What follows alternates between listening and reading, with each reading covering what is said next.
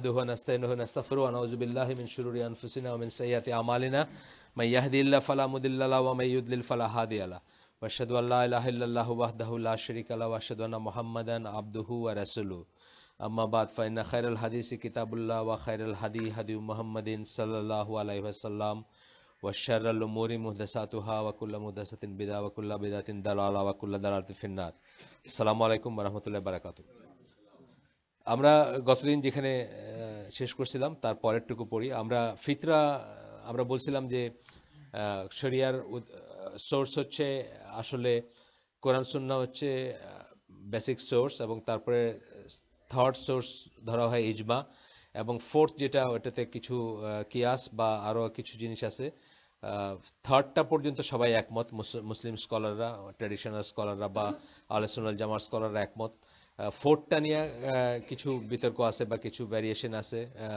ফোর্থের ভিতরে আরো এক্সটেনশন কিছু আছে ইস্তিসান বা আরো কিছু জিনিস আছে যেগুলা নিয়ে সবাই একমত না তো এখানে তারপরে আমরা পড়তেছিলাম আমাদের ইচ্ছে ছিল যে শরিয়ার এই বইটা তো আপনি জানেন যে এক্সট্রিমিজম নিয়ে বইটা লেখা চরমপন্থা ইসলামে চরমপন্থী যারা বা চরমপন্থা যারা তাদের নিয়ে লেখা তো এখানে এখানে এই পোর্শনটা আমরা পড়তেছিলাম যে দেয়ার আর পিপল এমন কিছু চরমপন্থী মানুষ ছিলেন যারা নিজেদের মন গড়াভাবে নতুন সোর্স অফ শরিয়া ইন্ট্রোডিউস করছিলেন এখানে আমরা একজনের কথা পড়তেছিলাম শুকরি মুস্তাফা যিনি তাকফির ওয়া হিজরা বলে একটা দল ছিল ইজিপ্টে সেই দলের আমির ছিলেন বা লিডার ছিলেন এবং তিনি বলছিলেন যে অ্যাকচুয়ালি শরিয়ার সোর্স চারটা শরিয়ার মানে ল ডিরাইভ করার বা নিয়ম বা আইন কানুন বানানোর বা দলিল গ্রহণ করার সোর্স চারটা বলে উনি বলছিলেন যে আকাশমণ্ডলী এবং পৃথিবী যেটার দিকে আল্লাহ আমাদেরকে রিফ্লেক্ট করতে বলছেন কোরআনের অনেক আয়াতে তারপরে বলছেন যে মানুষ নিজের দিকে তাকায় দেখবে মানে নিজের থেকে দলিল নেবে যাকে আল্লাহ ফিতরার উপর সৃষ্টি করছেন এইগুলো ছিল ওনার পয়েন্ট আর কি করে দলিল নেবেন সেটা উনি বলেন নাই থার্ড ছিল কোরআন ফোর্থ ছিল সুন্নাহ তারপরে একসময় উনি বলছিলেন যে এর কোনো একটাকে একটা থেকে অন্যগুলোতে আলাদা করে দেখা যাবে না এবং যদি কেউ দেখে বা যদি কেউ অস্বীকার করে তাহলে সে মুসলিমই থাকবে না আর এই কথাটা একটা এক্সট্রিম কথা এবং এই কথাটা একটা ভিত্তিহীন কথা সেটা নিয়ে আমরা গতদিন আলাপ করছি অনেকটুকু আলাপ করছি তারপরে আমরা বলছিলাম যে অ্যাকচুয়ালি ফিতরা বলতে আল্লাহ কি বোঝাইছেন বা ফিতরা বলতে কি বলেন এই পর্যায়ে আমাদের আলাপটা ছিল গতদিন ফিতরা বলতে আল্লাহ আমরা দেখলাম এখানে প্রথম মতটা হচ্ছে ফিতরা বলতে দিন ইসলামকে বোঝানো হয়েছে এটা আমরা গতদিন পড়ছি মোটামুটি মিল্লাত দিন ইসলাম বা অনেক হাদিস বা এসের থেকে আমরা পড়ছি সেকেন্ড অপিনিয়নটা যেটা ছিল সেটা আমরা আজকে পড়বো ফিতরা সেকেন্ড অপিনিয়নটা সেকেন্ড মতটা ফিতরা বলতে কি বোঝায় কোরআনে অনেক জায়গায় আপনি দেখবেন ফিতরা কথাটা ইউজ করা হয়েছে অনেক জায়গায় বা ফিতরা কথাটা আমরা এমনিও ব্যবহার করি যে যেমন ওই হাদিসটা এই যে গতদিন পড়ছি আমরা এভরি চাইল্ড ইজ বর্ন আপন ফিতরা আপন দ্য ফিতরা এটা হাদিসের অংশ এর সাথে প্লাস মাইনাস আরো কিছু জিনিস করে ভিন্ন ভিন্ন হাদিস আছে this is quoted as evidence as other narrations of the hadith state অন্যান্য এটারই অন্যান্য ইসে আছে মানে অন্য ভার্সনে আছে যে no child is born except that he is upon the religion মিল্লাত ফিতরার জায়গায় মিল্লাত বলা হয়েছে আরেক জায়গায় এক জায়গায় ফিতরা বলা হয়েছে আরেক জায়গায় মিল্লাত তো ফিতরা হচ্ছে এমনিতে ফিতরা মানে হচ্ছে ন্যাচারাল ডিসপোজিশন বা ন্যাচারালি আপনি যা আপনার স্বভাব যেটা যেমন ধরেন ন্যাচারালি মানুষ আলো পছন্দ করবে অন্ধকারকে অপছন্দ করবে কথার একটা জাস্ট আমি ফিজিক্যাল একটা উদাহরণ দিলাম যে কোনো মানুষ কিন্তু ন্যাচারাল এটা যে সে আলো পছন্দ করবে অন্ধকারকে সে অপছন্দ করবে তাই না আমরা মনে হয় না পরিষ্কার পরিচ্ছন্নতাকে সে পছন্দ করবে অপরিচ্ছন্নতাকে সে অপছন্দ করবে আমি কিন্তু ফিজিক্যাল কতগুলো জিনিস বলতেছি এগুলো মানে দুনিয়া সবাই আছে যেটা এরকম কিছু ন্যাচারাল জিনিসের উপর আল্লাহ আমাদেরকে সৃষ্টি করেন এই থেকে ধরেন ফিতরা মানে ন্যাচারাল ডিসপোজিশন বলতে আমরা এটা বুঝবো বা এই ধরনের ব্যাপারগুলো বুঝবো সো সেকেন্ড ওপিনিয়ন আসতেছে কি দ্য ফিতরা প্রথমটা বললেন ফিতরা মানে বোঝানো হয়েছে ইসলাম বললেন মানে আল্লাহ সবাইকে ইসলামের উপরে অন্তত কোন সময় সেটা নিয়ে একটু তফাৎ আছে বা কত সময় পর্যন্ত থাকে সেটা অবশ্য ভিন্ন ভিন্ন কথা কিন্তু সবাইকে ইসলামের উপর বা মনোথিজমের উপর বা তহিদের উপর সবাইকে জন্ম দিচ্ছেন যদি মানুষ আর কোনো ইনফ্লুয়েন্স না হইতো অন্য কিছু দিয়ে ইনফ্লুয়েন্স না হইতো সে তৌহিদি খুঁজতো বা আল্লাহকে নিয়ে আল্লাহকে এক ভেবে মানে এটা আমরা আগে বোধহয় আলাপ করছি, আপনাদের এখানে করছি। আমার ওই যে নিশ্চিহ্ন হওয়ার হুমকির মুখে বইটাতে আমি উল্লেখ করছি এটা, যে একটা গল্প, আপনার রবিনসন ক্রুসো যেরকম একটা গল্প, ওরকম একটা গল্প, হাই ইবনে ইয়াকজান গল্পটার নাম। এই গল্পটা হচ্ছে ইবন রুশদ বোধহয় ওনার নাম, বা আবু রুশদ, ভুলে গেলাম। আবু রুশদ বা জানো নাকি স্কলারটার নাম কি? ইবন রুশদ না আবু রুশদ? Spanish scholar. হুমায়রা কি মনে আছে? ইবন রুশদ না আবু রুশদ? ইবন রুশদ না আবু রুশদ? আচ্ছা যাই হোক, আমি আপনাদের ভেরিফাই করে দেখতে পারবো। আমার হঠাৎ করে বলতে গিয়ে কনফিউশন হলো যে এটা কি ইবন রুশদ না আবু রুশদ, মানে হ্যাঁ না, ওই যে স্প্যানিশ স্কলার যে হাই ইবনে ইয়াকজান লিখছেন, ওনার নাম কি ইবন রুশদ না আবু রুশদ? ইবন রুশদ না? হ্যাঁ ইবন রুশদ। হ্যাঁ ঠিক আছে। হঠাৎ আমার কেন কেন আবু কথাটা আসলাম জানি না, মানে অনেকদিন ভালো আসতেছে না আওয়াজ। আচ্ছা, দেখতেছি এখন। আচ্ছা, আওয়াজের জোর কমে গেছে আর কি। আচ্ছা, তো ইবন রুশদ, তার লেখা বইটা, তো ওই ওই তার লেখা গল্পটা রবিনসন ক্রুসোর মতো একটা গল্প। তো ওইখানে কি বলছেন যে একজন, আমরা সবাই, উনি উনি বলতেছেন যে মানুষ, এইটাকে যিনি প্রেজেন্ট করছেন তিনি বলতেছেন যে মানুষ মাত্রই নিঃসঙ্গ। আমরা সবাই একটা সময় নিঃসঙ্গ বোধ করি, যেহেতু আমাদের আত্মীয় স্বজন, বাপ মা ভাই বোন সবাই আছে, তারপরে আমরা নিঃসঙ্গ বোধ করি একটা সময়। অ্যান্ড দেন নিঃসঙ্গ বোধ করে আমরা হরাইজনের দিকে তাকাই। হরাইজন মানে দিগন্তের দিকে তাকাই। এবং দিগন্তের দিকে তাকাই আমরা কি করি? কারো চোখটা উপরের দিকে যায়, কারো চোখটা নিচের দিকে চলে আসে। এটা বোঝাতে চাচ্ছেন উনি যে নিচের দিকে চলে এসে সে জিনিসপত্রতে ইনভলভ হয়ে যায়। জিনিসপত্র নিচের দিকে মানে আর্থের দিকে আসলো। আর্থে কি আছে? জিনিসপত্র আছে। আর কারো চোখটা উপরের দিকে যায়, সে আকাশমণ্ডলী এবং ই নিয়ে চিন্তা করতে শুরু করে যে এই পৃথিবী কোথা থেকে আসছে, আমি কোথা থেকে আসছি, কোথায় যাচ্ছি। তো এখানে ওই যিনি এই কথাগুলো বলছেন, মালিক বিন নবী, উনি আবার এই দুইটা উদাহরণ দিচ্ছেন। একটা রবিনসন ক্রুসোর দিচ্ছেন, যে রবিনসন ক্রুসো একটা জায়গায় একা পড়েছিল, এবং একা পড়ে থেকে সে হ্যাঁ, 2-3 দিন পরে গা ঝাড়া দিয়ে উঠে বললো যে আমি এখন একটা টেবিল বানাইলো, একটা টেবিল বানায় বললো এই টেবিলে আমি এই করবো এই করবো এই করবো, মানে জিনিস, একাকিত্ব তাকে জিনিসের দিকে নিয়ে গেল, এই কথাটা বলছেন আর কি মালিক বিন নবী। আর হাইবনে ইয়াকজান যে, তার কথা বলতেছেন যে সে একটা হরিণকে তার মা মনে করতো। সেও এরকম একটা একা জায়গায় আছে, একটা দ্বীপ বা কোথাও একটা একা জায়গায় আছে। সে একটা হরিণকে তার মা মনে করতো, একা, আর কেউ নাই আশেপাশে, একটা হরিণ আর সে থাকলো। তো হরিণটা একদিন মারা গেছে। তো সে তার ঠোঁট, তার চোখ এগুলো ধরে দেখতেছে যে এ কথা বলে না কেন, বা এ মানে মানে রেসপন্স করতেছে না কেন, সবই তো ঠিক আছে, সবই তো আগের মতো আছে। অ্যান্ড দেন সে ওখান থেকে চিন্তা করতেছে যে মৃত্যু নিয়ে চিন্তা করতেছে, আল্লাহ নিয়ে চিন্তা করতেছে, লাইফ নিয়ে চিন্তা করতেছে, পারপাস নিয়ে চিন্তা করতেছে। মানে এইটা বললাম যে হরাইজনের উপরে চলে গেল তার চোখটা। তো মানুষের ভিতরে আল্লাহ যে ন্যাচারালি যে এই দিয়ে দিচ্ছেন, তাতে সে তৌহিদবাদী হওয়ারই কথা, মানে সে সেটার দিকেই যাইতো যদি তার এনভায়রনমেন্ট তাকে নষ্ট না করতো। এটা ইসলামিক ডক্ট্রিন বা ইসলামিক মানে কি বলে, ধারণা। কিন্তু কাফেরদের ধারণা হচ্ছে যে মানুষ, আদি মানুষ ছিল পৌত্তলিক, তারপরে মানুষ যখন সফিস্টিকেটেড হয়েছে, আস্তে আস্তে মানুষ মনোথিস্টিক হয়েছে বা এথিস্ট হয়েছে, যাই হয়েছে হয়েছে। আর ওদেরই হচ্ছে ঠিক উল্টাটা, মানে ইসলামী এটা হচ্ছে ঠিক উল্টা, যে আল্লাহ আদম আলাহিস সালামকে তার কাছে থেকে ওয়াদা নিছেন, আলাস্তু বিরাব্বিকুম বলছেন, বা যাই হোক, তাকে আদম আলাইহিস সালাম আল্লাহকে মেনে, একমাত্র রব মেনে, লা ইলাহা ইল্লাল্লাহ মেনে, তারপরে ওনাকে দুনিয়াতে পাঠানো হয়েছে। উনি মনোথিস্ট ছিলেন।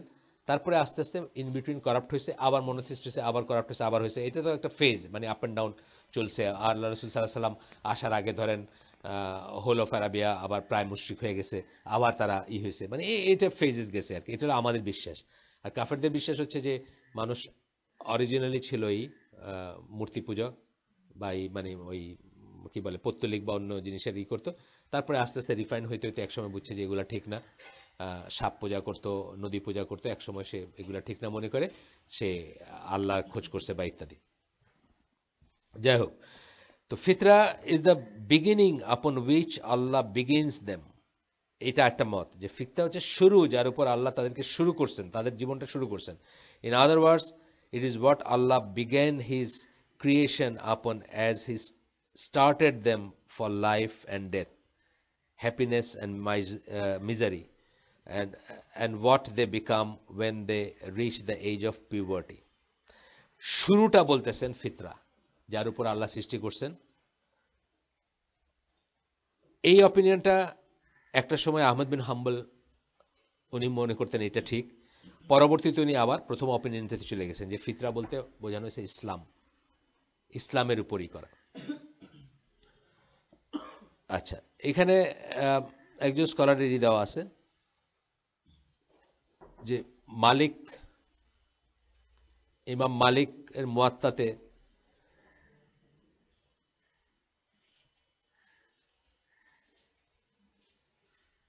আব্দুল বার, ইবন আব্দুল বার উনি বলছেন, the report that Malik recorded in his Muwatta and mentioned in the chapter of Qadar predestination indicate that this is that his opinion on this matter was of this nature.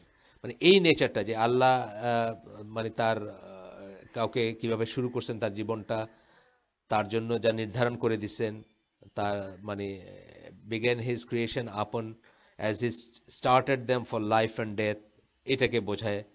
যাই হোক, এটা হচ্ছে একটা মত। কিন্তু এটার দলিল আসছে কই থেকে? এর দলিল আছে such as he created, সূরা আরাফের 29-30 নম্বর আয়াত, you in the beginning so shall you return, some he has guided, others have by their choice deserved the loss of their way. আচ্ছা, মানে এটা হচ্ছে যে তাকে যেটুকু নির্ধারণ করে, ভালো মন্দ নির্ধারণ সহ আল্লাহ তাকে সৃষ্টি করছেন, এটাকে বলতেছেন কেউ কেউ ফিতরা। আগেরটা আমরা দেখছি কি ইসলামকে ফিতরা বলা হয়েছে। ইসলামকে ফিতরা বলা হওয়া মানে, কথার মানে হচ্ছে, যেটা আমরা আগের এক্সপ্রেশনগুলো দেখছি, যে কাউকে যদি আনইন্টারাপ্টেড করা হইতো, তার ন্যাচারাল ইনক্লিনেশনটা থাকতো ইসলামের দিকে, তাওহীদের দিকে, এটা আমরা বুঝছি। আর এখন আমরা দেখলাম যে তাকে তার ভালো মন্দ নির্ধারণ করে যে শুরুতে সৃষ্টি করা হয়েছে, সেটাকে ফিতরা বলা হচ্ছে। এটা হচ্ছে 8টা মত। আচ্ছা, তৃতীয় মতটা হচ্ছে, this opinion states that the verse and the hadith are not in reference to all of mankind. এটা এই অপিনিয়নটা বলে 3 নম্বর মত। ফিতরা সম্বন্ধে 3 নম্বর মত হচ্ছে যে আমরা যে সমস্ত আয়াত এবং হাদিস আগে কোট করছি, এটা সকল মানুষের জন্য প্রযোজ্য না, এটা শুধু মুসলিম বা বিশ্বাসীদের জন্য প্রযোজ্য। এটা একটা মত। দ্য মিনিং অফ আন্নাস, যেটা যদিও এটা পিপল এবং হিউম্যান, কিন্তু এখানে here is only the believer, শুধু বিশ্বাসীদের কথা বলা হয়েছে। এটা একটা মত, এই স্কলারদের মত। কিন্তু এগুলো বড় স্কলাররা আছেন এটা পক্ষে বা বিপক্ষে। যেমন আমরা দেখলাম সেকেন্ড মতটার পক্ষে মালিক, ইমাম মালিক আছেন, বড় একজন আমাদের একটা মাযহাবের ইমাম ছিলেন উনি, বা বড় অনেক ফলোয়ার ওনার, বা যাই হোক বড় ইমাম বা বড় আলেম। If everyone had the disposition towards Islam, no one would ever become a disbeliever. এই মতের যুক্তি, এখন যে মতটা পড়তেছে এটা যুক্তি বলতেছেন যে যদি সবাইকে ইসলামের উপরেই করা হইতো, ন্যাচারাল ইনক্লিনেশন যদি ইসলাম হইতো, তাহলে আর ডিসবিলিভার হইতো না কেউ, ডিসবিলিভার হইতো না কেউ। কিন্তু আমরা তো দেখি মানুষ তারপরে ডিসবিলিভার হয়, তারপরে কাফের হয়। তাহলে ইসলামের উপর সবাইকে জন্ম দেওয়া হয়েছে, এই কথাটা ঠিক না। এই মতে আর কি আমরা দেখবো পরে কোনটা স্ট্রঙ্গার মত, কেন স্ট্রঙ্গার সেটা দেখব। তারপর বলতেছেন, while it is confirmed that some people have been created for the hell, কিন্তু আল্লাহই বলতেছেন যে কিছু কিছু মানুষের মানে জাহান্নামের জন্য জন্ম হয়েছে, বা যারা জাহান্নামে আল্লাহ জানেন। সেটা জন্ম হয়েছে না বলে বলা উচিত যে তারা জাহান্নামে, এটা আল্লাহ জানেন, তাদের নিজের চয়েসে। এটা কিন্তু একটা বেসিক ইসলামী আকীদার একটা বেসিক ব্যাপার, যে আল্লাহ কাউকে জোর করে জাহান্নামে করবেন না, জোর করে জাহান্নামে বানাবেন না। আল্লাহ আমাদের জাহান্নামে নিতে চান না, এটা হচ্ছে কথা। আমরা জাহান্নাম আর্ন করব, জান্নাত আর্ন করব না। এটা ইসলামী বিলিফের কিন্তু আকীদার রুট কথা। জান্নাত আর্ন করব না, কিন্তু জাহান্নাম আর্ন করব। জান্নাত আল্লাহর মার্সি ছাড়া আমরা যাইতে পারবো না, আল্লাহর গ্রেস ছাড়া আমরা যাইতে পারবো না। হ্যাঁ, ভালো কাজ করব, একটা পর্যায় পর্যন্ত আমরা আর্ন করব, যে আর্ন করার উপর বেস করে বাকিটুকু আল্লাহ আমাদেরকে ছাড় দিয়ে দিবেন। এটা হচ্ছে ইসলামী বিলিফের একটা দিক। আর জাহান্নাম সম্বন্ধে একটা, এই যে একজন মানুষকেও মানে আনজাস্ট ভাবে, অযাচিত ভাবে, মানে সে যদি ডিজার্ভ না করে, একজন কাউকেও জাহান্নামে দেওয়া হবে না। আল্লাহ তাআলা নিজে জাস্ট, এবং আল্লাহ কার উপর জুলুম করেন না। এটা কিন্তু আমাদের বিলিফের অংশ, বেসিক আকীদার অংশ। তাহলে no one would ever become a disbeliever গেল এটা। তারপরে বলতেছেন যে 4 নম্বর একটা অপিনিয়ন আছে, এটা হচ্ছে এই আয়াত থেকে, মানে যারা এই অপিনিয়নটা করেন যে শুধু বিশ্বাসীদের কথা বলা হয়েছে, যে ফিতরার উপর জন্ম, ইসলামের উপর জন্ম বলতে শুধু বিশ্বাসীদের কথা বলা হয়েছে। তাদের তারা এই যুক্তি দেখেন এই আয়াতটা যে আপনার many are the jinns and man we have made for hell, আমরা বানাইছি জাহান্নামের জন্য। এখন এই জাহান্নামের জন্য বানাইছি কথাটা মানে এটা না যে আল্লাহ দিচ্ছেন তা না, মানে তাকে বানানো হয়েছে, বানানোতে আল্লাহ জানেন, মানে যেহেতু আল্লাহর কাছে পাস্ট প্রেজেন্ট ফিউচার একসাথে এক্সিস্ট করে, আল্লাহ জানেন যে এটা জাহান্নামে হবে এবং তা সত্ত্বেও তাদেরকে সৃষ্টি করা হয়েছে, বা তারা সৃষ্টিও কিন্তু তারা জাহান্নামে। এটার মানে এটা না যে আল্লাহ জোর করে জাহান্নামে দিচ্ছেন, এখানে আকিদার ব্যাপার পয়েন্ট আমি যেটা একটু আগে বললাম। এই জন্য এই জায়গাটাতে আরাফের যে এইটা এরা কোট করছেন, এই আয়াতে আরেকটা আয়াত যে কোট করছেন সূরা আরাফের, এটা হচ্ছে সূরা আরাফের 179 নম্বর আয়াত। এর আগে আমি একটু আয়াত যেটা পড়লাম সেখানে কিন্তু তারা ব্র্যাকেটে দিয়ে দিয়েছেন by their choice, such as he created you in the beginning, so shall you return. Some he has guided, others have bracketed this and by their choice deserved the loss of their way. By their choice মানে তাদের ইচ্ছা, কর্মফল অনুযায়ী, তাদের ইচ্ছা অনুযায়ী, তারা বেছে নেওয়া অনুযায়ী, তাদের মনের চাহিদা অনুযায়ী তারা ডিজার্ভ করে। এখানে কিন্তু ডিজার্ভ কথাটা বলছেন, আয়াতেই আছে ডিজার্ভ, ব্র্যাকেটে শুধু হচ্ছে by their choice, deserve the loss of their way, মানে পথভ্রষ্ট হওয়াটা তারা ডিজার্ভ করছে কিন্তু বাই দেয়ার চয়েস। এই কথাটাতে কি কথা যে জাহান্নাম হচ্ছে আমরা চুজ করে নিছি, আমরা আর্ন করব, আমরা ইসে যাব নজবিল্লাহ। আমরা বলতে এখানে এই মজলিসের মানুষ বলতেছি না, আমি জেনারেলি সবার কথা বলতেছি। 4 নম্বর অপিনিয়ন হচ্ছে the fitra is the natural disposition upon which a child is born, giving him the ability to recognize his Lord.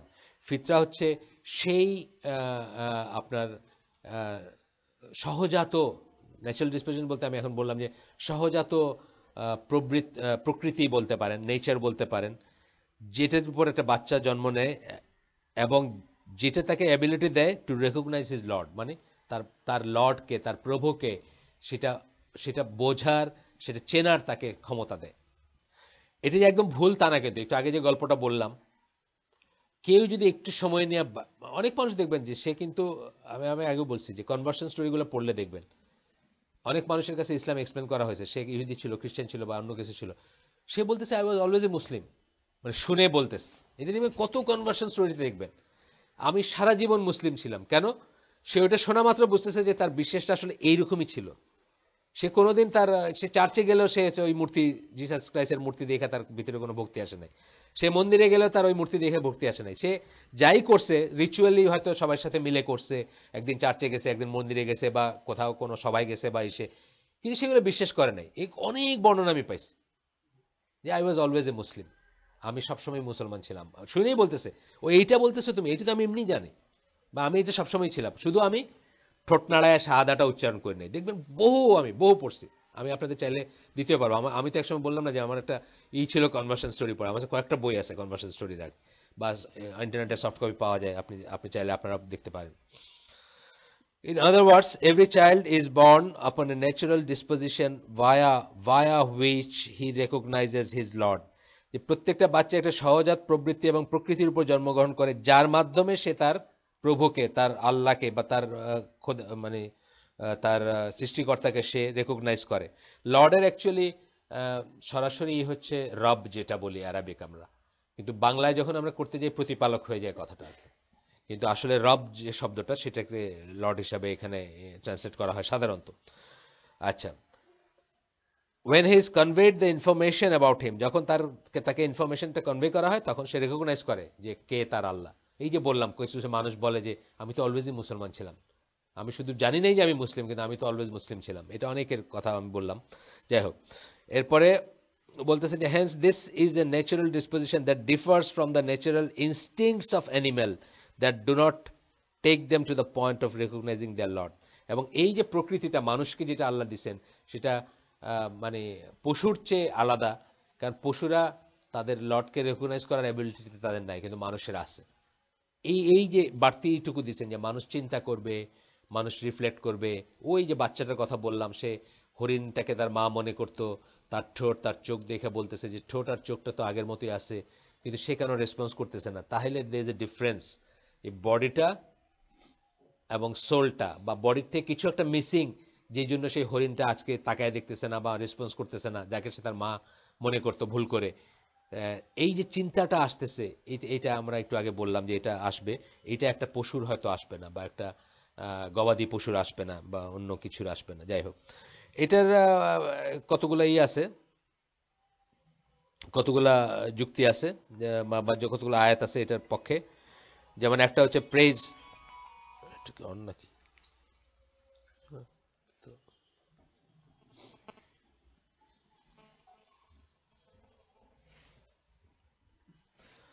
এটা কতগুলো যুক্তি আছে। যেমন সূরা সূরা ফাতির 1 নম্বর আয়াত, praise be to Allah who created out of nothing the heavens and the earth. এবং তারপরে আল্লাহ আরো কথা আসতেছে,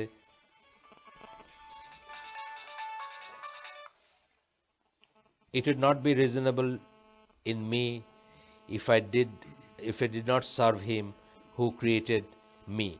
মানে আমার জন্য একজন বলতেছে আর কি, যে আমার জন্য এটা রিজনেবল হবে না, এই যে চিন্তাটা, আমার জন্য রিজনেবল হবে না আমি যদি তার ইবাদত না করি যিনি আমাকে তৈরি করছেন। মানে এটা একটা চিন্তা আসবে একটা সময়, যখন আপনি আপনার নিজেকে একটু বাইর করে নিয়ে, আমি আগে বলি যে এই লাস্ট কোন একটা ইস্যু বলছি যে তাওহীদ আসমা ওয়া সিফাতের কথা বলছি, যে আমরা আমাদের জীবনের ধর্মের যাত্রা, বা ধর্ম না বলি আমি, মানে দিনের যাত্রা শুরু করব তাওহীদের চিন্তা দিয়ে, তাওহীদের ভাবনা দিয়ে, তাওহীদ জানা দিয়ে। এবং তার ভিতরে প্রথম আমরা কি করব, তাওহীদ আসমা ওয়া সিফাত দিয়ে শুরু করব।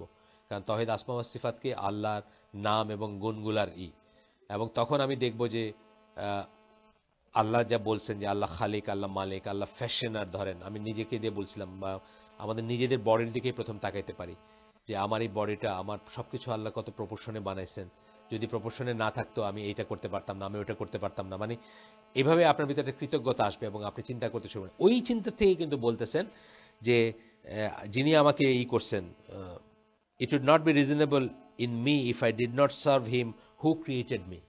যিনি আমাকে সৃষ্টি করছেন তার যদি আমি ইবাদত না করি, এটা রিজনেবল হবে না। সূরা ইয়াসিনের 22 নম্বর আয়াত। আচ্ছা, আমরা 4টা অপিনিয়ন পড়লাম। এরপরে ওনারা বলতেছেন স্ট্রংগেস্ট অপিনিয়ন কোনটা। এগুলো সব কিন্তু স্কলারলি অপিনিয়ন, সবকটার পক্ষে মানুষ আছেন, আপনার নাম দেখতে পাবেন কারা কারা আছেন। তারপরে বলতেছেন স্ট্রংগেস্ট, মানে আমরা ইভেন টাইমের একটা পড়ছিলাম ওই অপিনিয়নে, ফার্স্ট অপিনিয়নটা হচ্ছে স্ট্রংগেস্ট, মানে আল্লাহ আপনাকে ইসলামের উপরে দিছেন। ইসলাম বলতে কি, ইসলাম বলতে আবার কি, মানে এটা আমরা আরেকটু দেখে দিই আপনাদের ওইখান থেকে। ফার্স্ট অপিনিয়নটার পক্ষে যে এটা ফিতরা, সেটা একটু পড়ে দেই। That Allah, it is Allah's disposition that he created mankind upon. It is the natural disposition of Islam. It is the natural disposition that he set them upon on the day he said, am I not your Lord? যেদিন আদম সন্তানকে বলছিলেন যে আমি কি তোমাদের প্রভু নই, আলাস্তু বিরাব্বিকুম, কোরআনের সূরা আরাফের 172 নম্বর আয়াত। They said certainly, they said yes, বালা বলছিল সেদিন, মানে মানুষকে, আপনি আমি সবাই বলছিলাম, আমাদের মনে থাকুক বা না থাকুক আমরা বলছিলাম। হি অলসো সেড, আল্লাহ আরো বলছিলেন, ইট ইজ নট, সরি, এখানে আরো আসতেছে, আল্লাহ না, সরি, এই বক্তব্যটা পরে আসতেছে। ইট is not necessarily that their being born upon the natural disposition means that they are at the time of their birth believing in Islamic practice or Islam in practice. Birth believing in Islam in practice. আচ্ছা, এটার মানে এটা না, এই কথাটা বোঝার আছে যে এটার মানে এটা না যে একটা বাচ্চা যখন জন্ম নিয়েছে সে ইসলামী ব্যাপারগুলোতে বিশ্বাস করতেছে, তা না। কিন্তু সে, তাকে ওই দিন জিজ্ঞেস করেছে, সে বলছিল, আর যদি সে ডিস্টার্ব না করা হয়তো, তাকে কিছু না করা হয়তো, তাহলে সে সেই দিকেই যাইতো। বলতেছেন, বাকিটুকু আমি একটু পড়ে দিই।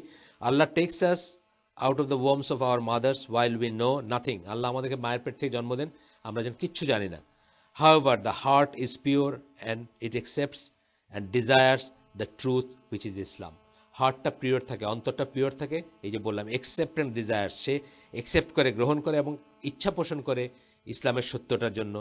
টু দ্য পয়েন্ট, কতক্ষণ পর্যন্ত, that if it were left without any alteration it would accept nothing other than being a Muslim. এই যে কথাটা আমি আগে বলছি, শুরু করছিলাম, যে তাকে যদি তার মতো চলতে যাওয়া হইতো তাহলে সে ইসলাম ছাড়া আর কিছুই গ্রহণ করতো না, বা মুসলিম হওয়া ছাড়া আর কোনো পথে যাইতো না। এটা হলো ইবন তাইমিয়ার একটা কথা আমি পড়ে শুনেলাম। এটাই ছিল ফার্স্ট অপিনিয়ন, যেটা আমরা বললাম যে ফার্স্ট অপিনিয়নটা স্ট্রংগেস্ট। এই অপিনিয়নটা সবচেয়ে স্ট্রংগেস্ট। তো বলতেছেন যে, এখানে বলতেছেন যে they all agree that fitra is the origin by which humans come into life and it is not a source of akida or belief. আমাদের শুরুটা কোত্থেকে? যে একজন স্কলার বলছেন কি, বা একজন লোক বলছেন, একজন এক্সট্রিমিস্ট বলছেন, একজন চরমপন্থী বলছেন যে ফিতরাটা আমাদের হচ্ছে একটা দলিল। তো এইখানে আমার এত কিছু বলার পর আমরা কি বললাম? যে ফিতরা হচ্ছে যেভাবে আপনি জন্মাইলেন, যে অবস্থায় আপনি জন্মের সময় ছিলেন, কিন্তু এইটা কিন্তু এইটার থেকে কোনো দলিল নেওয়া যাবে না, কোনো বিলিফ নেওয়ার নাই, কোনো নেওয়ার নাই, কোনো কোনো কোনো শরিয়ার কোনো উৎস নাই। এটা is not a source of আকিদা or belief. It is the innate disposition that is prepare to accept the sound beliefs. Innate মানে কি বলি? সহজাত, যেটা না জেনে যেটা আপনার ভিতরে আসে, এমনি এমনি যেটা আছে সেটাকে আমরা বলি। তাহলে এটা হচ্ছে আপনার সহজাত অবস্থা, প্রকৃতি, আপনার আপনার আপনার মানব জীবনের সহজাত প্রকৃতি, আপনার জন্মের সময় যেটা ছিল আপনার, that is prepare to accept the sound belief, যেটা রেডি বা যেটা তৈরি কি কি অ্যাকসেপ্ট করার জন্য? শুদ্ধ বিশ্বাসটা অ্যাকসেপ্ট করার জন্য। once such reaches him via the books, যখন সেটা তার কাছে আসে কি? কিতাবের মাধ্যমে আসে, কোরআনের মাধ্যমে আসে, মেসেঞ্জারের মাধ্যমে আসে, মানে রসুলের মাধ্যমে আসে, by which Allah establishes the proof against mankind, যে যখন ওইসবের মাধ্যমে আসে, মানে যেটা দিয়ে আল্লাহ আপনার এগেনস্টে প্রুফ এস্টাবলিশ করবেন। অর্থাৎ তোমার কাছে কি যায় নাই? তোমার কাছে কি নবী যায় নাই? তোমার কাছে কি পয়গম্বর যায় নাই? তোমার কাছে কি মেসেজ পৌঁছায় নাই? আমরা জানি যে মেসেজ যদি সত্যি কারোর কাছে না পৌঁছায় থাকে, তার কিন্তু আপনার আমার মতো বিচার হবে না, তার বিচার হবে অন্যরকম, অন্য অন্য স্কেলে হবে, অন্যভাবে হবে, সেটা আর একটা কথা। কিন্তু আল্লাহ বলছেন কি, মেসেজ যার কাছে পৌঁছেছে তারই বিচার হবে এবং তারই দায় দায়িত্ব আসে। যেমন আজকালকার দিনে ধরেন একটা হিন্দু বলতে পারবে না যে আমি কিছু শুনি নাই, এই এই টেলিভিশন, এই রেডিওর যুগে সে কিন্তু বলতে পারবে না যে আমার কাছে মেসেজ পৌঁছে নেই, তাই না? কিন্তু ধরেন এখন সাহারা ডেজার্টে অথবা আমাজনের জঙ্গলে যদি একজন থাকে এমন, ইফ ইট ইজ রিয়েলি, তার বিচার কিন্তু অন্যভাবে হবে। মেসেজ যার কাছে যায় নাই তার বিচার আমাদের মতো করে হবে না। গেল। তারপরে বলতেছেন যে ফিতরা ঠিক আছে, কিন্তু ফিতরাকে কোনো দলিল হিসাবে নেওয়া যাবে না। ফিতরার থেকে অটোমেটিক্যালি শুদ্ধ কথা বাইরে আসবে না। এটা হলো এত কথার মূল কথা হচ্ছে এটা, যে আপনার মনে হইলো একটা জিনিস, যে ফর এক্সাম্পল আপনার মনে হলো যে আমি একটা অশ্লীল পোস্টের দিকে তো ন্যাচারালি তাকাই, এটা কিন্তু অশ্লীল পোস্টের দিকে তাকানোকে জায়েজ করবে না আর কি, বুঝছেন না? এটা কোনো দলিল না। সবাই হয়তো তাকায়, আমরা এখানে সবাই হয়তো চোখটা ওইদিকে যায়, কেউ কেউ একবার যায়, কেউ দুইবার যায়, কারো হয়তো একেবারে এখন খুব অনেক প্র্যাকটিসের পরে হয়তো একেবারে যায় না, হইতে পারে, সেটা হইতে পারে। কিন্তু ন্যাচারাল ডিসপোজিশন বলতেছি, মানে আমাদেরকে আল্লাহ এইভাবে বানাইছেন যে এটার দিকে আমরা একটা টেম্পটেড ফিল করবো না। এটা কিন্তু কোনো দলিল হয়ে যাবে না যে এই জিনিসটা জায়েজ। বুঝছেন তো কথাটা কি? তো এইটাকে নিলে আমরা ভ্রান্তিতে পড়বো। এবং যারা এটাকে বলছেন তারা কিন্তু এরপরে বলেন নাই যে how to derive law, how to derive from heavens and আর্থের দিকে তাকায় আপনি শরিয়ার বিধান কিভাবে ডেরাইভ করবেন, এই প্রশ্ন কিন্তু তারা উত্তর দেন নাই, বা এই প্রশ্ন তারা অবতারণাই করেন নাই। বা আপনার ফিতরাত থেকে আপনি কিভাবে ডেরাইভ করবেন ল বা রুল, কোনটাকে রাখবেন আর কোনটাকে ছাড়বেন। সুতরাং এটা কোনো না যে আমাদের ফিতরা কোনো দলিল। আমরা আবার ফিরে যাই, আমরা শরিয়ার দলিল কি জানবো? 1 নম্বর কোরআন, 2 নম্বর সুন্নাহ, বা 1-2। এখানে কিন্তু আবার পরবর্তী একটা কথা আছে, এখানে আবার ডিস্টিংগুইশ করা যাবে না। প্রথমে 1 পরে 2 এটাও কিন্তু আসলে বলা যাবে না। 1 এবং 2 সাথে সাথে আসবে, কারণ 2 আবার 1-এ ফিরে যাবে। কোরআন এবং সুন্নাহ এমন একটা জিনিস যেটাকে একটার মুখামুখি একটা দাঁড় করানো যাবে না। বলা যাবে না যে কোরআনে আছে এটা মানবো, সুন্নায় নাই, সুন্নায় আছে এটা মানবো না, এটা বলা যাবে না। যদি সেটা দলিল হয়, যদি সেটা অর্ডার হয়, কোরআনেরটা মানতে হবে, সুন্নাহটা মানতে হবে। দুইটাকে মুখামুখি দাঁড় করানো যাবে না, এমন ভাবে দাঁড় করানো যাবে না যে এইটা না ওইটা এটা বলা যায়, এইভাবে ইন্টারপ্রেট করা যাবে না। আমরা একটা উদাহরণ দিছি আপনাদের এখানে অনেকবার দিছি এই মজলিসে, সেটা হচ্ছে যে কোরআনের এক জায়গাতে আল্লাহ 2 বোনকে একত্রে বিবাহে রাখাটাকে নিষেধ করছেন। কথার মিনিং হচ্ছে 2 বোন কোনোদিন সতীন হবে না, একত্রে বিবাহে রাখতে পারবেন না আপনি, আল্লাহ এটা নিষেধ করছেন। রাসূল সাল্লাল্লাহু আলাইহি সাল্লাম ফুফু ভাইজি এবং খালা বোনজিকেও নিষেধ করছেন, একসাথে তাদেরকে বিয়ে করতে পারবেন না আপনি, যারা মানে পলিগামি মানে মাল্টিপল ম্যারেজে পারবেন না। এখন আপনি এই যুক্তি দেখাইতে পারবেন না যে আল্লাহ কোরআনে শুধু বলছেন বোনদের ব্যাপারে, সুতরাং আমি ওইটা করতে পারি। অথবা আপনি এটাও দেখাতে পারবেন না যে আল্লাহ রসুল এটা বলছেন, কই এটা তো কোরআনের নাই, এই কথা বলতে পারবেন না। মানে একটাকে একটার এগেনস্টে দাঁড় করা যাবে না, এটা দুইটা মিলে একটা ইউনিট, কোরআন এবং সুন্নাহ। আপনি যখন ফিক নিয়ে পড়াশোনা করবেন বা এইগুলা নীতি নির্ধারণী জিনিস নিয়ে পড়বেন, তখন এই আইন কানুনের ব্যাপারে, অর্ডারের ব্যাপারে, ফরজ ব্যাপারে, ওয়াজিবের ব্যাপারে একেবারে ডিফারেন্সিয়েট করা যাবে না। আল্লাহ রসুলের একটা অর্ডার আর কোরআনের একটা কথাকে ডিফারেন্সিয়েট করা যাবে না, সেম স্ট্যাটাস। কিন্তু ইবাদতের বিষয় হিসাবে সেটাকে ডিফারেন্সিয়েট করা যাবে। অর্থাৎ কোরআনের প্রতিটি অক্ষরে আপনার সওয়াব হবে। আপনি সহিহ বুখারী খতম দিলেন, এটা কোনো খতম ইটসেলফের ভিতরে কোনো সওয়াব নাই আর কি। বাংলাদেশে যদিও সেটা মনে করে খতমের ভিতরে সওয়াব আছে এবং খতমের পরে আবার দোয়া করে, মহফিল হয়, দোয়া করে, সেটা মনে করা যাবে না, সেখানে তফাৎ আছে।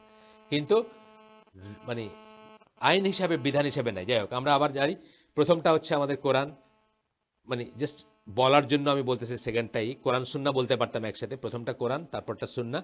3 নাম্বারটা হচ্ছে কি, আমরা বললাম ইজমা। ইজমা কাদের, এটা আমরা যাবো এখন, পড়বো এটা, ওটা আরো ডিটেলস পড়বো। ইজমা হচ্ছে মুজতাহিদ আলেম যারা, এই উম্মার মুজতাহিদ আলেম যারা, তাদের ইজমা। আর 4 নাম্বারটা আমরা বললাম কিয়াস। এটাকে সবাই, এটা নিয়ে বিতর্ক আছে, তবে এটা মেজরিটি স্কলার কিয়াসটাকেই করেন। আর আরো কিছু আছে জিনিস, সেগুলো নিয়ে বিতর্ক আছে, সেগুলো আমরা আগের দিন বলছি, আমি নতুন করে আর এখন বললাম না। ইস্তিহসান বা এরকম আরো কিছু জিনিস আছে, মানে লেস অ্যাপারেন্ট কিছু একটাকে দলিল মনে করা, মানে মানে যে জিনিসটা অ্যাপারেন্ট না, যে জিনিসটা সহজ চোখে বোঝা যায় না, কষ্ট করে বুঝতে হয়, ওইরকম কিছু একটাকে দলিল হিসাবে এস্টাবলিশ করে, এরকম ব্যাপার আছে। যেমন ধরেন এখন মানে এই মুহূর্তে শরিয়া অ্যাপ্লিকেবল না, বা শরিয়া নিয়ে চিন্তা করার দরকার নেই, এরকম মত আছে স্কলারদের। কিছু কিছু স্কলার বলবো না আমি, কিছু কিছু মানে লিডারদের মত বা কিছু কিছু ইসের মত আছে। এটা যেমন একটা, মানে এটা হলো ইস্তেসান, মানে এখনকার জন্য এটা অ্যাপ্লিকেবল না, বা এখনকার জন্য এটা কঠিন, বা এখনকার দুনিয়া এটা কঠিন, সুতরাং এখন এটাকে কিছুদিন বাদ থাকতে পারে, পরে আমরা যখন আমরা মানে ওইরকম সুযোগ পাবো তখন আমরা এটাকে আবার ইমপ্লিমেন্ট করবো, এরকম কিছু কিছু মানুষের মত আছে। তো এটাকে ইস্তেসান বলে আর কি, মানে এই টাইপের জিনিসগুলোকে, যে মানে লেস অ্যাপারেন্ট ইসের থেকে দলিল নেওয়া, দেন মোর অ্যাপারেন্ট ইসের থেকে। আপনি যে অ্যাপারেন্ট, বেশিরভাগ ইসের দেখেন যে শরিয়ার শরিয়ার মানে কখন শরিয়া থাকতে পারে, মানে পেন্ডিং থাকতে পারে, বা ঝুলে থাকতে পারে, বা ওয়েটিং থাকতে পারে, এটা একদম মোটামুটি ক্লিয়ারলি ডিফাইন্ড আছে। যে সমস্ত সিচুয়েশনগুলো একেবারে ডায়ার সিচুয়েশন, মানে যে সমস্ত সিচুয়েশনগুলোতে আপনার জন্য ইম্পসিবল শরিয়া মানা, ইম্পসিবল ক্যানট বি ডিমান্ডেড, এটা তো একটা প্রিন্সিপাল। যেমন আমরা বলি যে ডেজার্টে আপনি গেছেন, আপনার পানি শেষ হয়ে গেছে, আপনি মারা যাচ্ছেন পানির অভাবে, আপনার সহযাত্রী ক্রিশ্চিয়ানের ফ্লাস্কে বিয়ার আছে, কথার কথা, আপনি ততটুকু পান করতে পারেন যতটুকু আপনার জীবনটাকে বাঁচায় রাখবে। ওই সময় কি হয়, শরিয়ার লটা বা আইনটা বা এটা পেন্ডিং হয়ে যায়, বা সাসপেন্ডেড হয়ে যায়, আমরা বলতে পারি সাসপেন্ডেড হয়ে যায় till you can get water, যখন আপনি পানি পাবেন তখন পর্যন্ত, তাই না, আপনি জীবন বাঁচাইলেন। তো এইরকম ব্যাপার হইতে পারে, এইগুলো খুব ক্লিয়ারলি ডিফাইন্ড। কিন্তু লেস অ্যাপারেন্ট আপনার যেটা এইভাবে ডিফাইন্ড না, সেরকম একটা সিচুয়েশনেও আপনি বলতেছেন যে এখন শরিয়াটা একটু বাদ থাকতে পারে, পরে দেখা যাবে, না এই জিনিসটা ঠিক না আর কি। যাই হোক, আমরা এরপরে বলতেছেন যে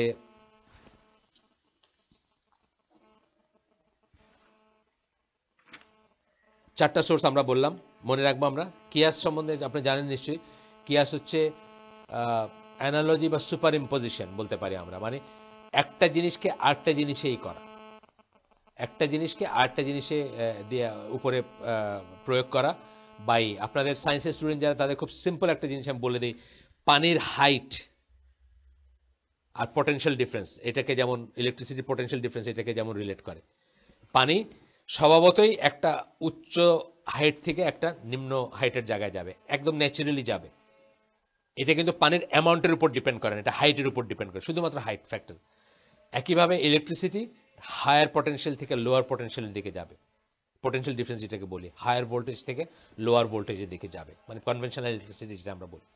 তো এটা যেমন আমি একটা দিয়ে আপনাকে আটটা বোঝাইলাম, আসলে কিন্তু ইলেকট্রিসিটি আর পানি আকাশ পাতাল তফাৎ, কিন্তু একটা দিয়ে আটটাকে বোঝাইলাম। এইভাবে যখন একটা জিনিস অ্যাপ্লাই করা হয় অ্যানালজির ভিত্তিতে, এটাকে আমরা কিয়াস বলি। এটা করতে হইতে পারে, একটা জিনিস তখন ছিল না, একটা জিনিস এখন আছে, বুঝছেন না, তখন এটাকে করা হইতে পারে। যেমন ধরো ফর এক্সাম্পল আমি সিগারেটের কথা বলি, যে সিগারেটের বেলায় কি অ্যাপ্লাই করছেন, হোয়াট কিলস, যা কিছু আপনাকে হত্যা করে, আপনার নফসকে হত্যা করে, তা কিছু আপনার জন্য নিষিদ্ধ। এখন এই জিনিসটা তখন সিগারেট ছিল না, কিন্তু আজকে সিগারেটের ব্যাপারে দেখা যাচ্ছে সিগারেট কিলস, এটা একটা স্লোগান, কিন্তু তাহলে ওই লটা এটার বেলায় অ্যাপ্লিকেবল হবে, সুতরাং এটাও হারাম হবে। এটা হচ্ছে কিয়াসের একটা উদাহরণ। আর আমরা অনেক সময় সংকোচে জিজ্ঞেস করি না, আমরা এই এই হালাকায় বা অন্য হালাকায়ও আমরা মনে করি সবাই তো বুঝতেছে, মাথা নাড়তেছে, আমি একলা, আমি কেমনি এটা জিজ্ঞেস করি যে কিয়াস বলতে কি বোঝায়।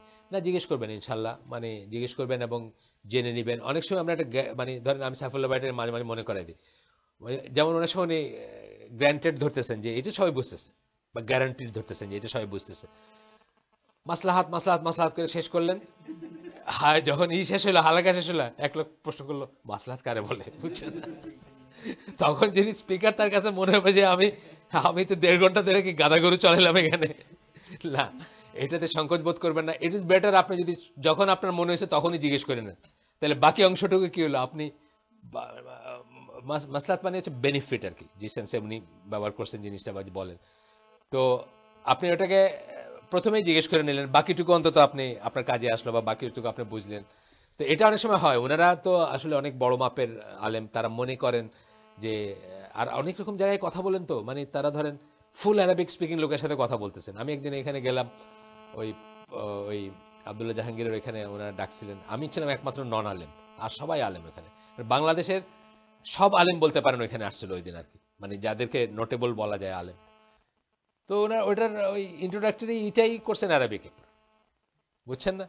আর ওইখানে যিনি কথা বলতেছেন উনি যখন এসে আমার মতো এই জায়গায় এসে বসবেন, উনি তো এটা চিন্তা করতেছেন না যে আমার এখানে আকিদা বুঝতেছে না বা মাসলাহাতের মানে বুঝতেছে না বা আরো সিম্পল একটা টার্ম হয়তো বুঝতেছে না, মাথা নেড়ে যেতেছে।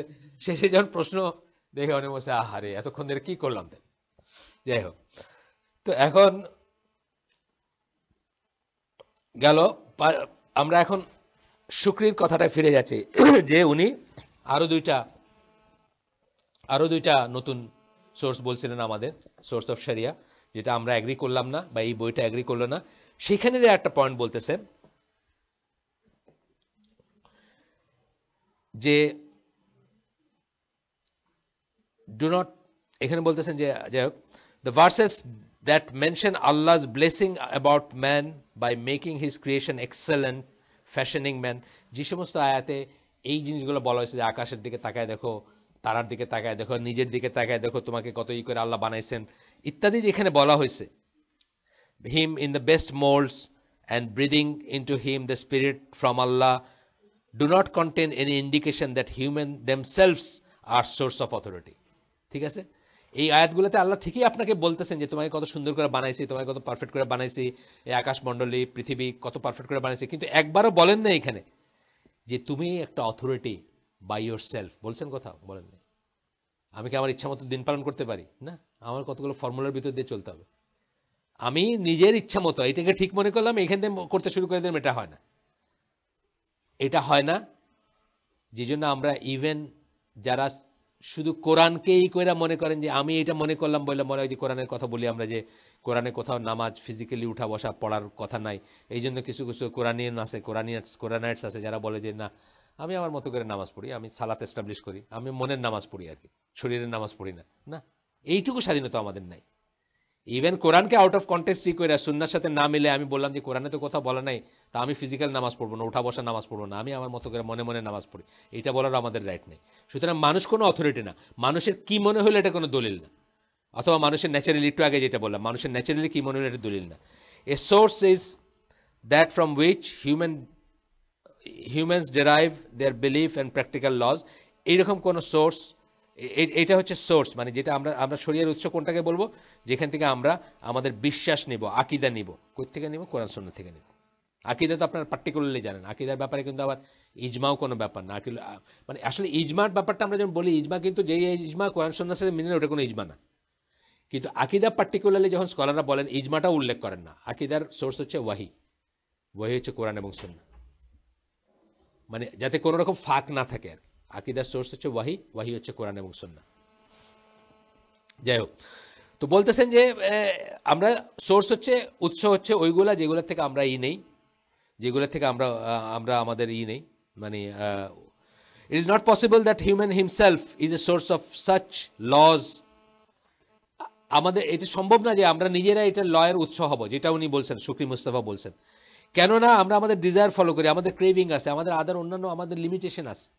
আমাদের লিমিটেশন আছে, সবার আছে আমাদের লিমিটেশন। এমনকি রাসূল সাল্লাল্লাহু আলাইহি সাল্লামেরও এই স্বাধীনতা নাই। আল্লাহ বলছেন না, উনি মন গড়া কিছু বলেন না। তারপরে উনার তো আরো নাই, মানে আমি প্রায় বলি, এখন দুই একটা হালাকায় বলছি আমি, যে আমাদের তাও আল্লাহ কিছুটা স্বাধীনতা দিয়েছেন, আই থিঙ্ক বলে আমরা কথা বলতে পারি, বিকজ উই আর জাহিলস বেসিক্যালি। আমরা আমরা আমরা মানে আমাদের জ্ঞান নাই কোনো। কিন্তু আল্লাহ রসুলকে আল্লাহ কি মেরাজে কিনে দেখে আনছেন না, what the world is all about, এই দুনিয়াটা কি জন্য, এই জীবনটা কি জন্য, এই জীবনের পরিণতি কি, জান্নাত জাহান্নাম সব দেখার পরে তার কিন্তু অ্যাবসোলুট সার্টেনটি আসার কথা, তাই না? এই জন্য আল্লাহ রসুলকে আল্লাহ অনেক বড় ধমক দিচ্ছেন।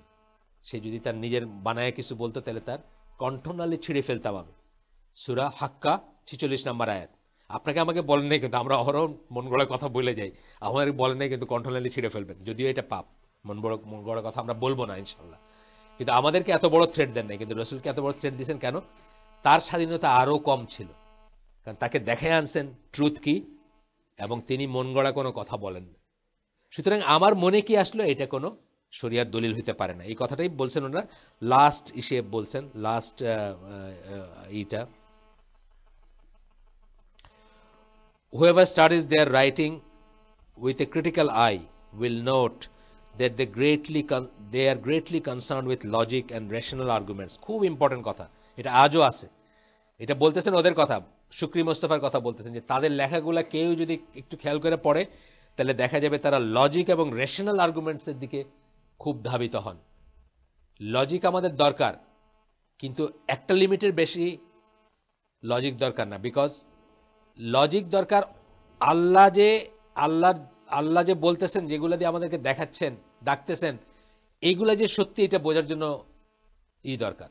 কিন্তু এটা নিজে একটা উৎস না। কিন্তু আমাদের লজিক কিন্তু আমাদের জ্ঞানের উৎস না। আমাদের লজিক হচ্ছে আমাদের জ্ঞানকে বোঝার জন্য দরকার। যে জ্ঞানটা আমরা নিচ্ছি সেটা বোঝার জন্য আমাদের দরকার, কিন্তু আমাদের জ্ঞান, আমাদের লজিক ইটসেলফ কোনো দলিল না বা জ্ঞানের কোনো উৎস না। আমাদের দলিল কি? নস বা টেক্সট, কোরআন এবং সুন্নাহ। সেই কোরআন এবং সুন্নাহ বোঝার জন্য আমাদের মেধার দরকার, সেই কোরআন এবং সুন্নাহ বোঝার জন্য আমাদের লজিক দরকার, বা সেই কোরআন এবং সুন্নাহ বোঝার জন্য আমাদের আকল দরকার। কিন্তু আকল কোনো সোর্স অফ না, অথরিটি না। নকল হচ্ছে, নকল বলে যেটা করা, নস টেক্সট যেটা, সেটা হচ্ছে আমাদের সোর্স অফ অথরিটি। এটা আমাদেরকে বুঝতে হবে, মনে রাখতে হবে, এবং ভবিষ্যতে আমরা যেন এসব ট্র্যাপে না পড়ি। সুন্দর সুন্দর কথা, সুন্দর সুন্দর লজিক শুনে, তাইলে এটা মনে রাখতে হবে। এবং আমরা they give them precedence over the Quran and Sunnah. কারা? ওইরা এক্সট্রিমিস্ট যারা, তারা এগুলোকে প্রেফারেন্স দেয় ওভার কোরআন অ্যান্ড সুন্নাহ। আজকে আমরা একটা নতুন জিনিসে যাব ইনশাল্লাহ, শুরু করবো অন্তত, এক্সট্রিমিজম উইথ রেসপেক্ট টু সেন্সুরিং তাকলিদ। এটাতে কিন্তু আমাদের এই যে আমরা যারা যাই বলেন, আমাদেরকে আহলে সুন্নাল জামা বলেন, অথবা আমাদের সাথে আহলে হাদিসের খুব, আমরা তো মানে টেকনিক্যালি তো আমরা আহলে হাদিস, মানে টেকনিক্যালি বলতে জেনেরিক সেন্সে যেটা বলি আমরা হাদিস মানি, সেই হিসাবে, সেক্ট হিসাবে না, দল হিসাবে না, গ্রুপ হিসাবে না, কিন্তু হাদিস মানি সেই হিসাবে টেকনিক্যালি আমরা না। আমাদের ভিতরে কিন্তু এই রোগটা আছে, যে তাকলিদ কথাটাকে আমরা একেবারে ছুঁড়ে ফেলাই দিতে চাই, উইদাউট আন্ডারস্ট্যান্ডিং যে এটা দিয়ে কি বোঝানো হয়েছে এবং স্কলাররা কি মনে করছেন বা এটার দলিল কি ছিল। এটাও একটা এক্সট্রিমিজম বলতেছেন এখানে, যে তাকলিদ নিয়ে আমাদের ভিতরে একটা এক্সট্রিমিজম আছে, যে তাকলিদ শুনলেই আমরা মনে করি it is all of it is bad, পুরাটাই হচ্ছে নাজায়েজ।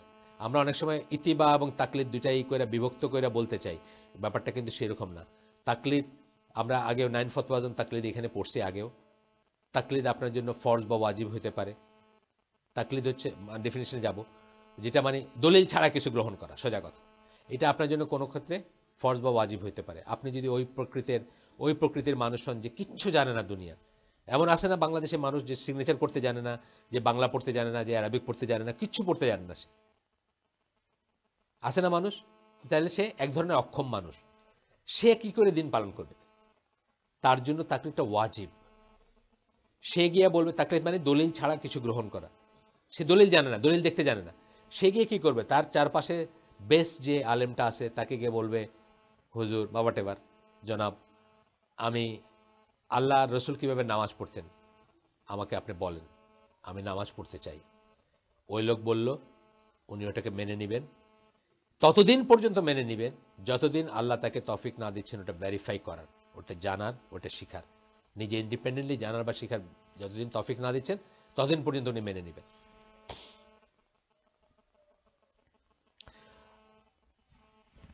Scholars define taqlid as acting on the basis of another's statement or opinion without a proof. অন্য একজনের কথায় আপনি কাজ করতেছেন প্রমাণ ছাড়া। এটা কারোর জন্য বললাম ওয়াজিব হইতে পারে, কারোর জন্য এটা আপনার মুবাহ হইতে পারে, মানে করলেও চলে না করলেও চলে, কারোর জন্য এটা হারাম হইতে পারে। হারাম হবে ধরেন সাইফুল্লাহ ভাইয়ের মতো কেউ যদি দেওয়ানবাগের মতো কারো কাছে গিয়ে বলেন যে আপনি যেটা বলছেন এটা ঠিক, ওনার জন্য এটা হারাম হবে, তাই না? কারণ উনি আরবিক জানেন, উনি দিনের এত পড়াশোনা করছেন, দলিল ডেরাইভ করতে জানেন, কোরআন পড়ে উনি ডেরাইভ করতে জানেন। আর উনি গিয়ে দেওয়ানবাগের বললেন যে হুজুর আপনি বড় বুজুর্গ মানুষ, আপনি আল্লাহর বিশ্ব ওলি নাকি, যে আপনি যেটা বলবেন এটাই ঠিক না, এটা ওনার জন্য হারাম হবে। কিন্তু একটু আগে যার কথা বললাম যে যিনি বাংলাও পড়তে জানেন না, উনি আমার গ্রামের ধরেন আমার সিলেটের যেখানে আমার বাড়ি, সেই বাড়ির মসজিদের ইমামের কাছে গিয়ে বললেন যে হুজুর আপনি আমাকে বলেন আমি কিভাবে নামাজ পড়বো, আপনি আমাকে শিখাই দেন, আমি তো কিছু পড়তে জানি না। উনি শিখাই দিলেন, যে যাই বললেন এটা ভুল হইতে পারে, এটা ঠিক হবে আমি তা বলতেছি না, কিন্তু ওনার জন্য এটা জায়েজ এবং ওনার জন্য এটা ওয়াজিব এইভাবে কাজ করা, till he can find out by himself যে কোনটা ঠিক এবং কোনটা ঠিক না। বোঝা গেল?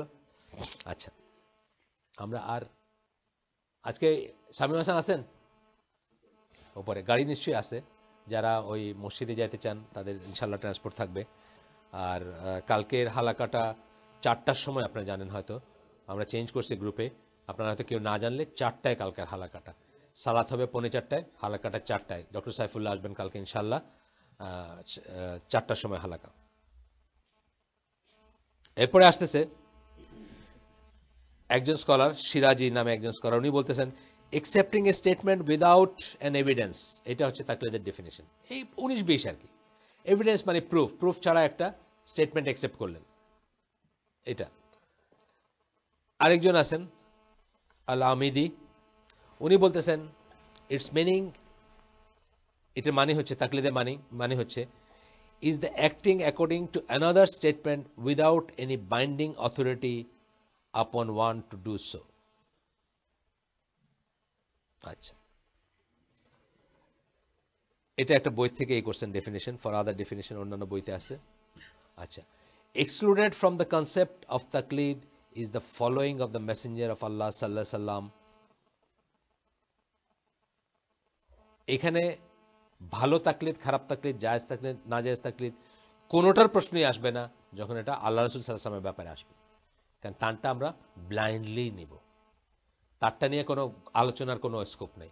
তার কাছ থেকে যে শুনবো ব্লাইন্ডলি নিব, ব্লাইন্ডলি মানে বুঝি না বুঝি সেটা নিব, বুঝি না বুঝি সেটা মেনে নিব, বুঝি না বুঝি সেটা, এটা জানেন তো আপনারা, ইমানে মুজমাল জানেন না? মিনিমাম ইমাম যেটুকু থাকলে কাউকে মুসলিম বলা যাবে সেটা হচ্ছে, বা চিরজাহান্নামী না এটা মনে করা যাবে, সেটা হচ্ছে কি ইমানে মুজমাল বলে, এটা ইমান আল মুজমাল বা ইমানে মুজমাল, যাই হোক। এটার মানে হচ্ছে যে যা কিছু বুঝি সেটা তো অ্যাকসেপ্ট করব, ভবিষ্যতে যা আসবে সেটা নাও যদি বুঝি তাহলে অ্যাকসেপ্ট করার জন্য এখন প্রিপেয়ার থাকবো, যেটা আমি কোরআন এবং সুন্নাহ থেকে আসবে বলে জানি। যেমন অনেক সময় একটা লোক আকাশ থেকে পড়ে, তাই নাকি এরকম বলছে নাকি, কিন্তু আমি যখন জেনে গেলাম, আমি আমার লাইফের কথাই বলি, আমার লাইফের কথা প্রায় বলি এই ঘটনাটা। দুবাইতে আমার ফ্রেন্ড ছিল, আমাকে নিয়ে গেছে জুমার নামাজে, জাহাজ গেছে, জাহাজ থেকে আমাকে তার বাসায় নিয়ে যাবে, রাস্তায় জুমার নামাজ পড়তে নিয়ে গেছে। আমি বাঙালি মানুষ, গিয়ে দেখি যে 2 খুতবা শুরু হয়ে গেছে, বসে পড়লাম। সে দেখি 2 রাকাত নামাজ পড়ে বসলো, বাইরে হয়ে আমার খুব ঝাড়ি, এই তুই নামাজ পড়লি না, বসে গেলে, আমার খুতবার সময় তো নামাজ পড়া হারাম। বসে বলেন না, আল্লাহ রাসূল সাল্লাল্লাহু আলাইহি ওয়াসাল্লাম নামাজ থামায়া সাহাবীকে বলছেন যে তুমি বসে গেলে কেন, তুমি নামাজ পড়ো। আমি সত্যি যে হ্যাঁ দলিল আছে, যে হ্যাঁ দেখাইলো, আমি সেখানে মাইনে নিলাম।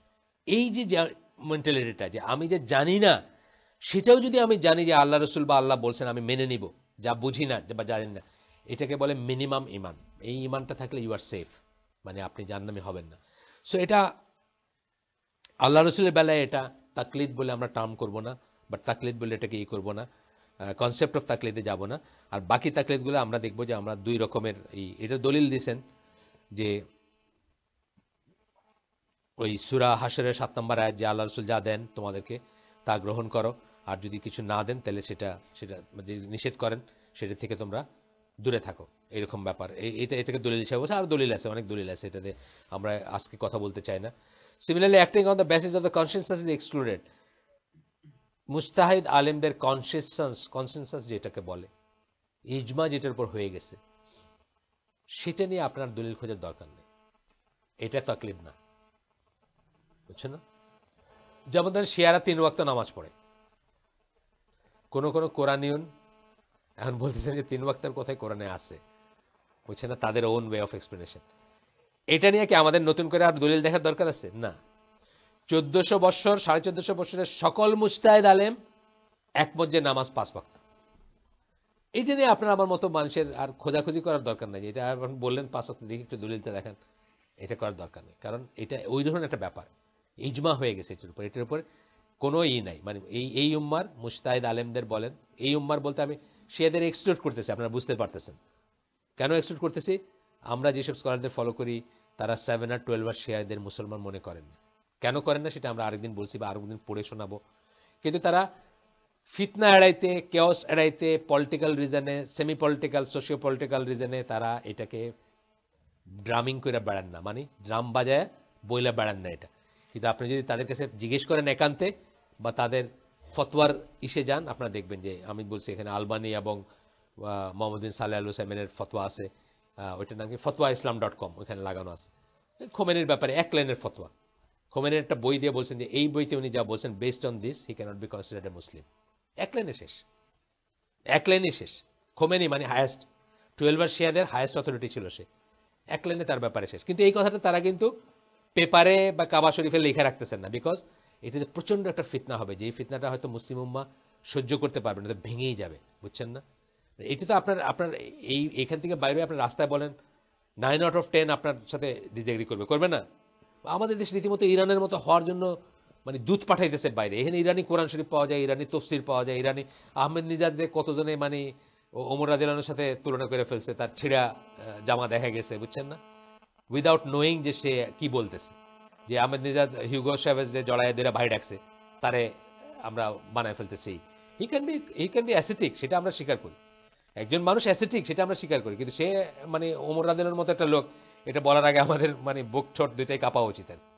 তো আমরা আসলে সামনের দিন এই তাকলিদ নিয়ে একটু আলোচনা করব। তাকলিদ নিয়ে এক্সট্রিমিজম, যেটা তাকলিদকে টোটালি নাজায়েজ মনে করা, এবং তাকলিদ যদি করে এমন সো মাচ সো দ্যাট কিছু মানুষ রাসূল সাল্লাল্লাহু আলাইহি ওয়াসাল্লামের ব্যাপারে প্রশ্নটা তুলে ফেলছে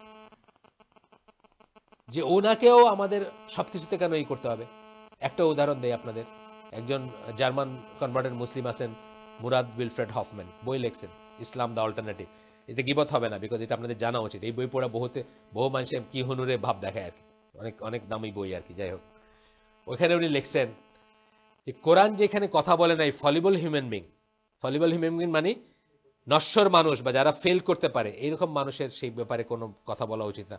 ফলিবল হিউম্যান বিং পজ নিছেন, and the prophet of Islam is one বলে আবার কমা দিচ্ছেন, দেয়া বলছেন শুড নট হ্যাভ স্পোকেন। কোরআনে যেখানে রজমের কথা নাই, রাসূল সাল্লাল্লাহু আলাইহি ওয়াসাল্লাম রজমকে অ্যাপ্রুভ করছেন কিভাবে? এটা বললে আপনি একেবারে স্ট্রেট কাফের হয়ে যাবেন, যদি বুঝে বলেন। আপনি অজ্ঞতার অজুহাত থাকলে আল্লাহর সাথে হিসাব আপনার, স্ট্রেট কাফের আপনি।